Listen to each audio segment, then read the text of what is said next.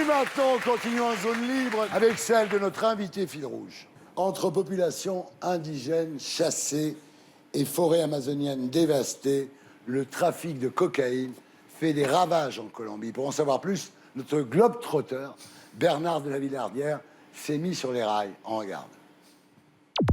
Salut les terriens du dimanche, je suis en Colombie et je voudrais vous alerter sur les terribles conséquences du trafic de cocaïne. Chez nous, la consommation de poudre blanche continue de progresser.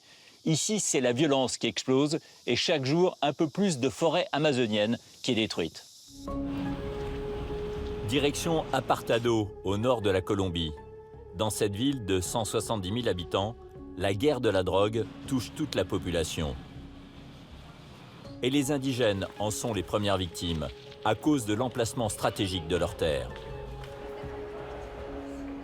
Sébastien, 19 ans, a perdu sa jambe il y a quelques mois. Vous pouvez nous dire ce qui vous est arrivé? C'est à cause d'une mine dans la région du Choco. Je marchais, j'allais travailler, je suis tombé dessus et maintenant, j'ai plus de jambes. Ça fait pas très longtemps que ça m'est arrivé. Il y a combien de temps? Ça fait 3 mois à peine.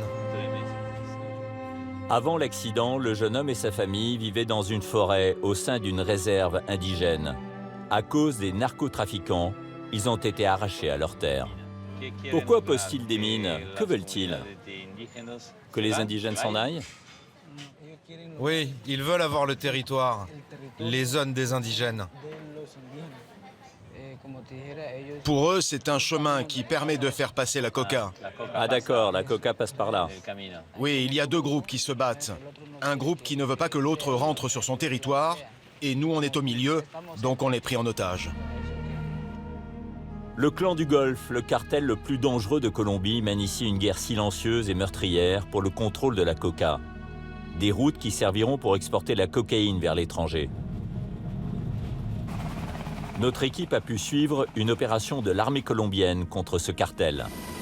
Nous embarquons avec les forces spéciales dans 2 hélicoptères de combat Black Hawk. L'objectif de la mission, un laboratoire clandestin repéré dans la jungle. Les narcotrafiquants se servent de la forêt comme d'une forteresse naturelle. Il faut savoir que c'est une région extrêmement montagneuse entre Pacifique et Atlantique, pas loin de la frontière avec le Panama. C'est une région de bananes dans laquelle on peut très facilement cacher des plantations de coca, mais aussi des laboratoires. Et c'est pas loin des zones d'exportation, puisque cette cocaïne est destinée ensuite, en passant par les Caraïbes ou l'Afrique, à l'Europe bien évidemment, mais aussi aux États-Unis via l'Amérique centrale.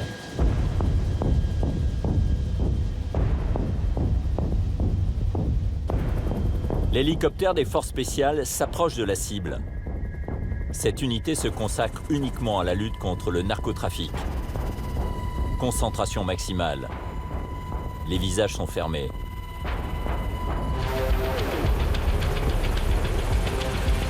Les soldats débarquent. L'hélico, lui, repart vers la base.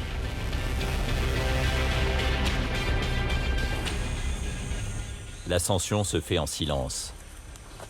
Arrivé à proximité du labo, pas de traces des narcotrafiquants. Ils ont manifestement quitté les lieux. La troupe vérifie qu'il n'y a pas d'explosifs ou de personnes en embuscade. Tout autour de l'installation, ils découvrent des plantations de coca.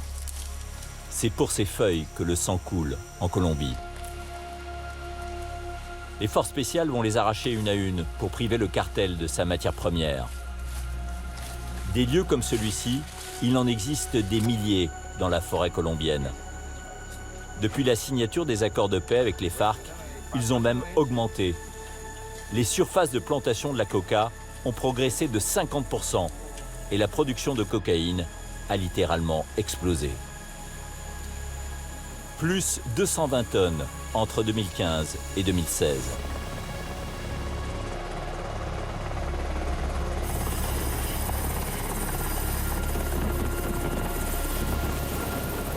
L'opération est un succès. Retour à la base. On a attaqué frontalement le clan du Golfe. Il est très affaibli maintenant. Ils ont moins de capacité et de possibilités de se déployer sur le terrain. En 6 mois d'opération contre le clan du Golfe, 300 personnes ont été arrêtées, 640 kilos de cocaïne saisie et 54 labos démantelés.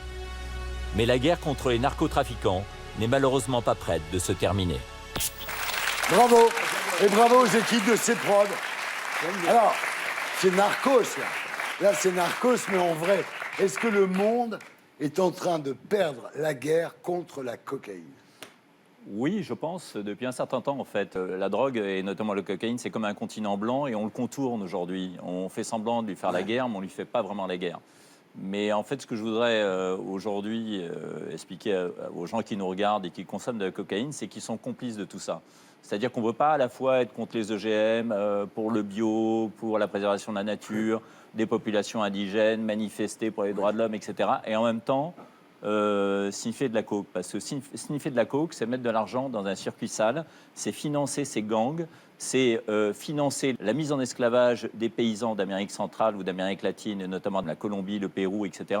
Parce qu'il ne faut pas croire que ces paysans sont libres et ils font de la coca librement. Ils sont sous menace de mort. Et en plus, quand il y a ces laboratoires, vous savez, pour faire de la coca, de transformer de la coca en coca base, il faut beaucoup d'essence, il faut du kérosène notamment, effectivement. Et quand on les démantèle, ces laboratoires, eh ben, on est condamné à les brûler parce que c'est trop dangereux de transporter toute cette matière première qui sert à transformer la coca en coca base, puis la coca base en cocaïne. Il faut de l'acide chlorhydrique, il faut tout un tas de substances chimiques qui ensuite se déversent. On parle de la forêt amazonienne, mais sous la forêt amazonienne, il y a une des plus grandes nappes phréatiques au monde. Et donc, on la pollue. Donc voilà, je voudrais juste dire aux gens qui consomment de la cocaïne, arrêtez, parce que vous êtes complices d'un système quand même, et vous êtes complices de meurtre.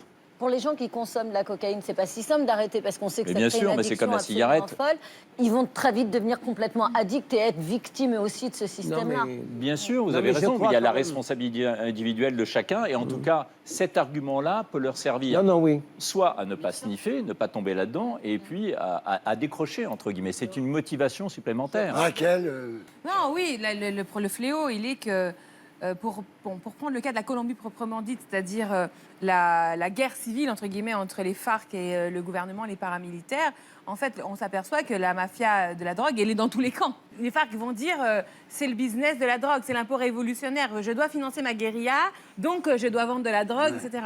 Côté gouvernant, on a de la mafia, tout simplement. Natacha, Oui, je pense que l'action qu'on peut mener en France, elle est à la fois celle de la responsabilisation, et je pense que votre discours est absolument essentiel pour faire comprendre à des gens favorisés. On ne peut pas, voilà, on ne peut pas simplement parler de la dimension festive, se sentir quelqu'un de cool et de tout puissant parce qu'on se drogue. Il y a un moment où il faut aussi Non, mais d'autant que la cocaïne être est de plus intégré en au plus pure monde. et qu'il y a de Bien plus sûr. en plus de problèmes cardiovasculaires. Exactement, liés à elle est de plus en l'absorption plus dangereuse. Et il y a une dimension aussi de lutte contre les autres drogues qui, là, sont beaucoup plus complexes encore à combattre parce que c'est à la fois des drogues comme l'héroïne, le crack qui touchent des populations plus défavorisées, qui sont encore plus destructrices, et les drogues de synthèse où là, il y a une dimension de lutte contre le temps, c'est-à-dire qu'on en découvre tous les jours de nouvelles. moi je veux juste ajouter un truc, c'est qu'il faut dire aux gens que la cocaïne bouffe la myéline. La myéline,